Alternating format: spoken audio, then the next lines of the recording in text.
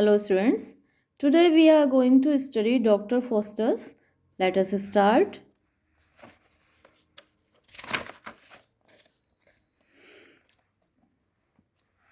This is dramatis persona, means the characters in the play.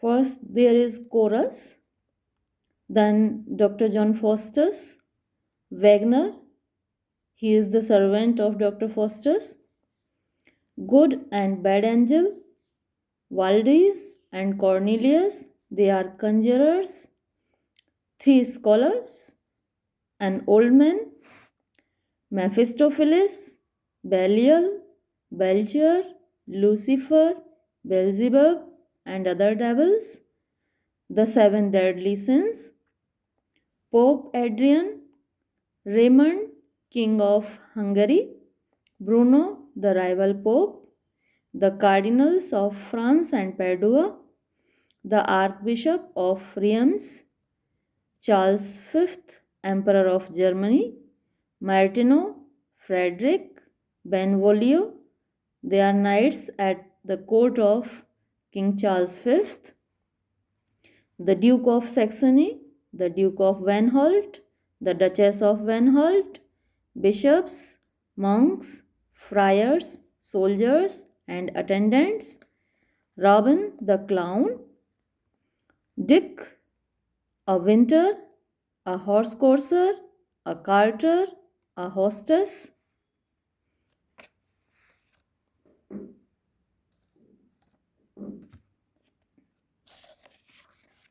Then we have Alexander the Great, his paramour, Darius. At some places it's pronounced as Darius, king of Persia, Helen, two cupids, a piper. Scene mainly the study of Dr. Faustus, otherwise a groove, the Pope's privy chamber at Rome, the courts of the Emperor and the Duke of Vanholt and elsewhere. Let us start the prologue. Not marching in fields of Trasimene, where Mars did mate the Carthaginians, nor sporting the dalliance of love in courts of kings where state is overturned. As you all know, that prologue is the preliminary speech of a drama. It introduces us with the theme of the drama. Here also the chorus is introducing us through this prologue with the life of Dr. Faustus, and at the same time it's introducing us with the theme of this drama. So chorus is that we are not going to describe here, we are not going to discuss here the fields of Trasimene, the war fields of Trasimene. Trasimene is a lake in Italy, and near that lake there is a field which was the war field, and where Mars did meet the Carthaginians. So there was a war in that war field near Trasimene Lake, and in that lake Mars, as you know, he is the Roman god of war. He made the Carthaginians, means he supported the Carthaginians, he helped the Carthaginians, nor sporting in the dalliance of love in courts of kings where state is overturned. So the chorus says that we are not going to talk of that war of Trasimene, and again we are not talking of the love affairs of courts. In the courts where because of love affairs the state is overturned, the government is changed, the overthrow of government takes place because of some love affairs. So we are not talking of those love affairs, nor in the pomp of proud audacious deeds intends our muse to vaunt his heavenly verse. So, again, we are not going to talk of the pomp of proud, audacious deeds. So, we are not going to talk of the adventurous activities of any powerful personality. Intents are muse means our poet doesn't intend. It is not the intention of our poet. Our poet is not going to sing the songs of war or the songs of love to want his heavenly verse. The divine verse of our poet is not going to depict the war scene or love scene or the adventurous deeds of any powerful personality. And then what the poet is going to describe? Only this, gentles, we must now perform. Gentles here stands for the audience. The chorus is addressing the audience as gentles. Gentlemen, we are going to show you, we are going to present here on this stage the form of Faustus' fortunes, good or bad. We are going to represent here on this stage the life of Dr. Faustus. It may be called good or bad. It depends on the judgment of the audience. They may call it good or they may call it bad. So it depends on the judgment of the audience. And now to patient judgments, we appeal our plot. So we request all of you audience to encourage us with plot means by clapping. Now you have to encourage us and speak for Faustus in his infancy. Now the chorus is talking of the birth of Dr. Faustus. Dr. Faustus is in his infancy. He is born. Now is he born? His parents base off his stock. So he is born to poor parents. His parents belong to the lower strata of society, lower class of society. So he is born to poor parents. In a simple family, he is born.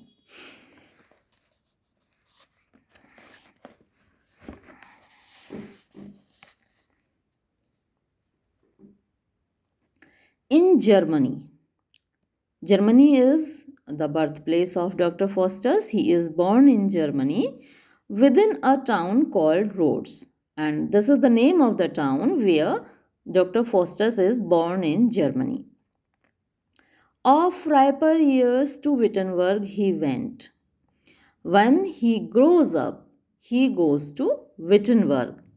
Wittenberg is a famous place where there is a famous university, University of Wittenberg. When Dr. Faustus grows up, he goes to Wittenberg to get education. Whereas his kinsmen chiefly brought him up. So in Wittenberg, he is brought up, he lives with his kinsmen, with his relatives. He gets education in that University of Wittenberg and at the same time he lives with his relatives. So soon he profits in divinity. So Dr. Faustus starts studying divinity, means theology, the study of religions. So soon he profits in divinity means he gains excellent knowledge of theology. Very soon, in a short span of time, Dr. Faustus gains a lot of knowledge of theology. He becomes an excellent scholar of theology. The fruitful plot of scholarism grazed. So here the fruitful plot of scholarism means the field of knowledge. The field of theology is graced, honored by the presence of Dr. Faustus. Dr. Faustus is not honored by the field of knowledge. Dr. Faustus is not honored by theology, but theology itself is honored by the presence of Dr. Faustus. Dr. Faustus is studying theology. It's a matter of honor for the subject itself. That shortly he was graced with doctor's name. In a very short period of time, Dr. Foster gains so much knowledge of theology. Dr. Foster attains so much knowledge of theology that he is entitled with doctoral degree. He becomes a doctorate in theology, excelling all who sweet delight disputes in heavenly matters of theology. So he excels. He becomes an excellent scholar of theology, and he defeats all the scholars in disputes, in arguments, in heavenly matters of theology. So, whenever there are debates, there are disputes, there are arguments on the topic of theology, Dr. Foster is always victorious. He proves his excellence. Till swollen with cunning of self conceit, his waxen wings did mount above his reach. Now, because he has gained so much knowledge, he has become a famous, a great scholar. He is swollen with cunning. He becomes arrogant. He starts taking pride in his excellence. He starts taking pride in his knowledge. So he becomes self conceit. He becomes arrogant. He becomes proud. His waxen wings did mount above his reach. So he starts crossing his limits. Now, in this line, there is a reference to mythology where Icarus was given wings by his father Daedalus, and those wings were attached to his body with the help of wax. Icarus was very happy when he got the wings and he started flying. Uh, and while flying, he forgot that he had reached too close to the sun. And when he reached too close to the sun, the wax of the wings melted, and Icarus fell on the ground and he died. So here is the reference to that story. And Dr. Foster's has been compared here with Icarus. He has gained the wings of knowledge, and with the help of these wings, he tries to cross his limits. He tries to reach too, uh, too near to heaven. So heaven conspired to overthrow him, and melting heavens conspired his overthrow, because Dr. Foster's has got the waxen wings of knowledge, and heavens have the power of melting. So, using their power of melting, heavens hatch a conspiracy to destroy Dr. Foster's, to overthrow Dr. Foster's, for falling to a devilish exercise. And Dr. Foster's is punished by heavens because he had started a devilish exercise. He had started practicing black magic. That's why he was punished by heavens and glutted now with learning's golden gifts. Glutted word has been here used because Dr. Foster is too much hungry for knowledge. Gluttony word is used for a person who eats too much, and Dr. Foster is too much hungry for knowledge, so he is glutted with learning's golden gifts. He has gained too much knowledge. He has just fed himself too much on knowledge. He has eaten up too much knowledge, glutted with learning's golden gifts. After achieving knowledge of every subject, he surfeits upon cursed necromancy. When he has achieved the knowledge of all the subjects, he takes recourse to necromancy. And necromancy is a black magic where dead spirits are called back. where the magician or the practitioner of necromancy brings forth the dead spirits, commands over them. So that magic, that black magic, is taken recourse to by Dr. Faustus. Nothing so sweet as magic is to him.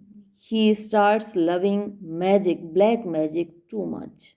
It seems to him that it is the sweetest thing on earth, which he prefers before his chiefest bliss.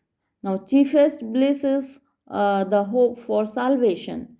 So, whosoever practices necromancy is a cursed person and he loses his hope of salvation. So, Dr. Faustus also prefers necromancy to salvation.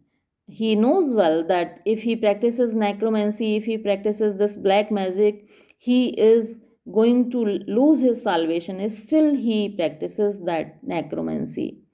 And this the man that in his study sits. So here the curtain rises and Dr. Faustus is seen on the stage. He is studying in his study room. So here the prologue comes to an end. We will do the first scene of first act in the next video. Till then, thank you.